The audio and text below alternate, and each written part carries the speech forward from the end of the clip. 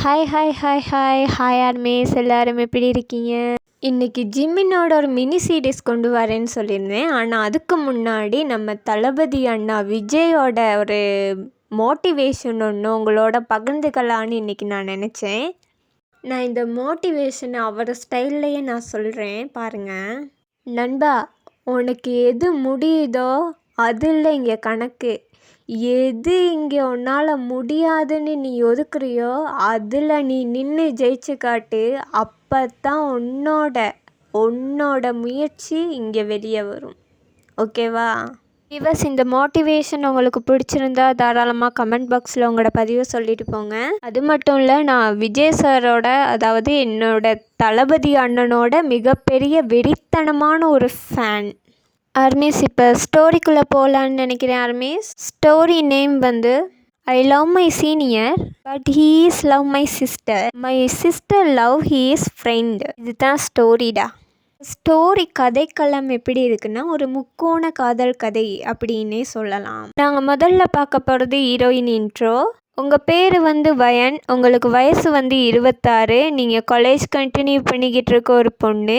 உங்களுக்கு வந்து ஒரு அக்கா இருக்கா, அவள் பேர் வந்து ரம்யா. ஓகேவா மிஸ்?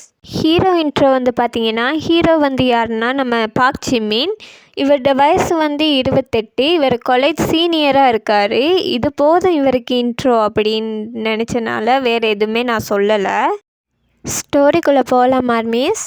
இப்போ ப்ரெசன்ட் சீனில் பார்த்தா உங்களுக்கு உங்கள் வீட்டிலருந்து கால் வருது. நீங்கள் அந்த காலை அட்டன் பண்ணி சொல்லுமா அப்படின்றீங்க. அப்போது உங்கள் அம்மா, என்னடி இந்த பக்கம் வரலையா, வரமாட்டியா நீ? எங்களையெல்லாம் விட்டுட்டு அப்ரோடுக்கு போய் 3 வருஷம் ஆகுது. இப்போது அக்கா கல்யாணமும் நிச்சயதார்த்தம் வரைக்கும் வந்துருச்சு. இதுக்கும் கூட வரமாட்டியா அப்படின்னு கேட்குறாங்க. வாய் கொளருது, அட்ஜஸ்ட் பண்ணிக்கோங்க.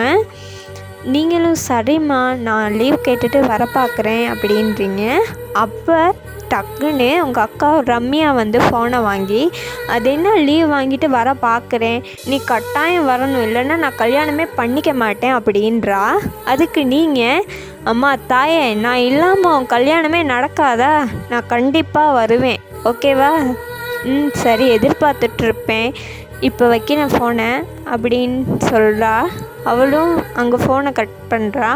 நீங்களும் ஸ்டடி ஒர்க் இருக்குது அப்படின்னு சொல்லிவிட்டு இங்கே ஃபோனை வைக்கிற நீங்கள் எதனால் நீங்கள் ஸ்ரீலங்கா விட்டு வந்தீங்க அப்படின்றத பற்றி யோசிக்கிறீங்க. அந்த இடத்துல இப்போ ஃப்ளாஷ்பேக்கு போனாங்க. ஆமாம், நீங்கள் ஸ்ரீலங்காவில் ஒரு காலேஜில் படிச்சிட்ருப்பீங்க. அது என்ன காலேஜ் அப்படின்னு நீங்களே முடிவு பண்ணிக்கோங்க ஆர்மிஸ், ஓகேவா? அந்த காலேஜில் நீங்கள் ஸ்டடி கண்டினியூ பண்ணிகிட்டு இருந்த அந்த சமயத்தில் ஃபஸ்ட் டைம் நீங்கள் ஒரு பர்சன் மேலே க்ரஷ் ஆகுறீங்க. அந்த பர்சன் வேறு யாருமே இல்லை, அவர் நம்ம ஜிமின். இந்த க்ரஷ் போக போக லவ்வாக மாறுது. இந்த லவ்வை அவர்கிட்ட சொல்லலான்னு வர்றப்ப ஜிமின் வந்து உங்கள் அக்காவுக்கு லவ்வை ப்ரப்போஸ் பண்ணுறாரு. அதை பார்த்த நீங்கள் ரொம்பவே வெக்ஸ் ஆகி உங்கள் ஃபேமிலிக்கிட்ட சொல்லிவிட்டு இங்கே இருந்த ஸ்டடியை அப்படியே விட்டுட்டு அப்ரோடுக்கு போய் காலேஜ் ஸ்டடியை வந்து கண்டினியூ பண்ணியிருந்திருப்பீங்க. இதுதான் உங்களோட ஃப்ளாஷ்பேக், ஓகேவா மிஸ்? இது எல்லாத்தையுமே நினச்சிட்டு நீங்கள் கண்ணை திறக்கிறீங்க. உங்கள் கண்ணெல்லாம் கலங்கி தண்ணியாக வருது.